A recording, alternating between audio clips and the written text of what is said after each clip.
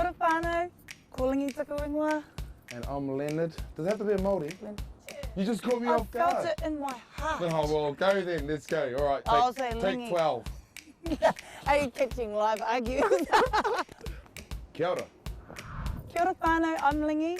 Kia ora, I'm Lingynoiid. And we live in Aussie, but we're back home in our hometown in Lingynoiid.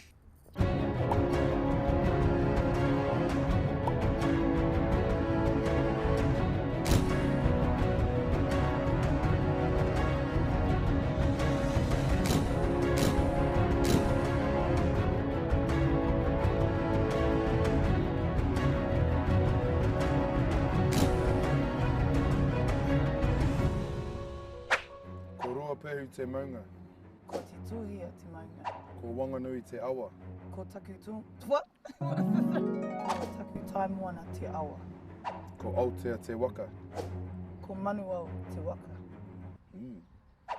A pepeha is your, like, as I was taught, it's your where you're from, your genealogy, your family tree, your everything. It's you. So basically, it's you getting up to tell the world, this is where I'm from, this is who I am, this is where I came from, and basically this is where I'm going.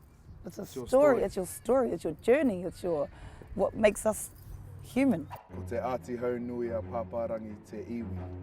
Ko morihu te iwi. My voice sounds like All right. Ko pati ārero te marae.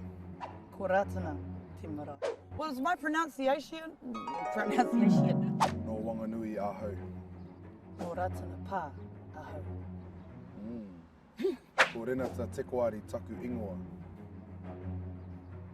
Don't you know Yeah, your I know name? mine, yeah, I'm saying. Ko Alicia Samuel taku ingoa.